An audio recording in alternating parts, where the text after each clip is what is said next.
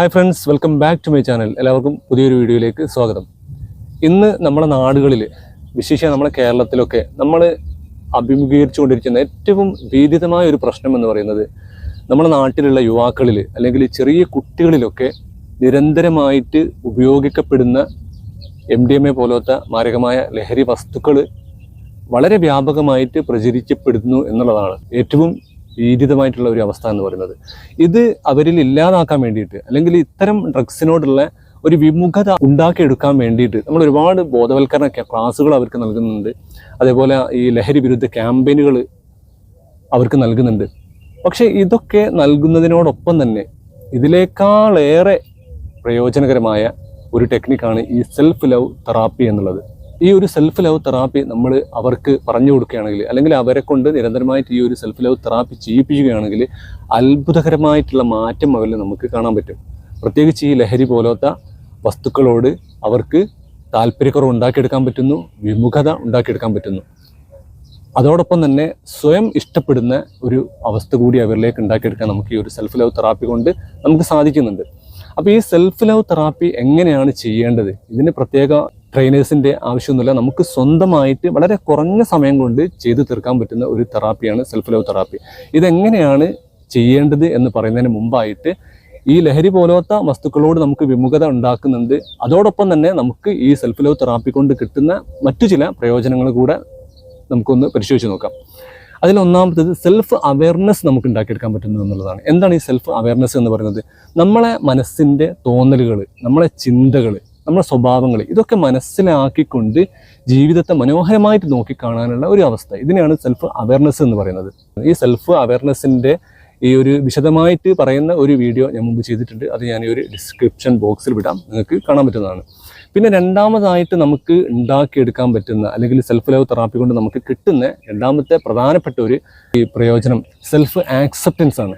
നമുക്ക് ഒരുപാട് സ്ട്രെങ്ത് ഉണ്ട്, അല്ലെങ്കിൽ നമുക്ക് ഒരുപാട് കഴിവുകളുണ്ട്. നമുക്ക് പല കഴിവുകളും നമുക്കുണ്ട്. ഇതൊക്കെ നമ്മൾ ആക്സെപ്റ്റ് ചെയ്യുന്നുണ്ട്.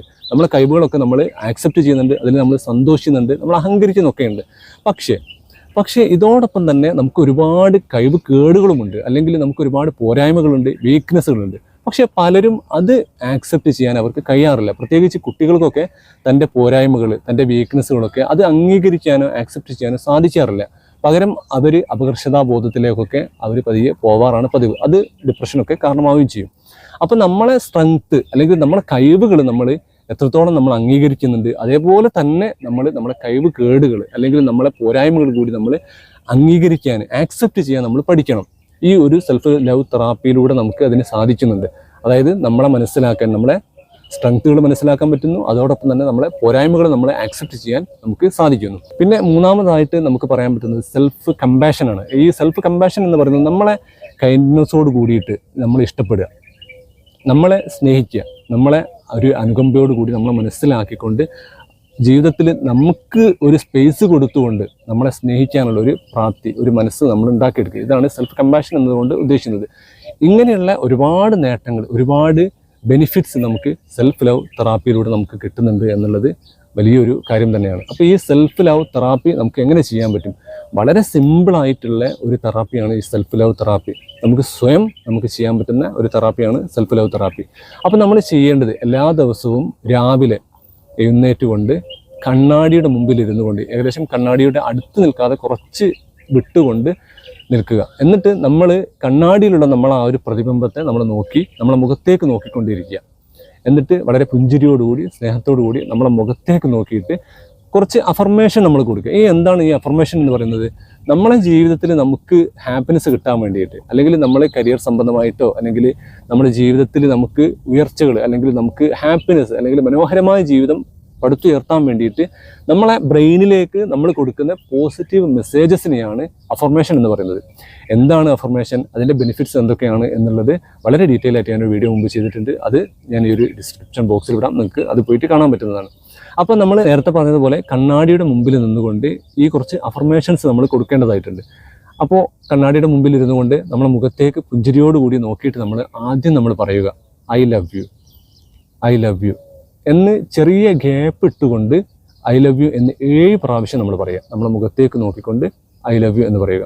അങ്ങനെ 7 പ്രാവശ്യം നമ്മൾ ഇത് കംപ്ലീറ്റ് ചെയ്തതിന് ശേഷം നമ്മൾ പതിയെ അവിടെ നിന്നുകൊണ്ട് ദീർഘശ്വാസം എടുക്കുക, ഉള്ളിലേക്ക് ശ്വാസം എടുക്കുക, പതിയെ ആശ്വാസം പുറത്തേക്ക് വിടുക. ഇങ്ങനെ 3 പ്രാവശ്യം ചെയ്യുക.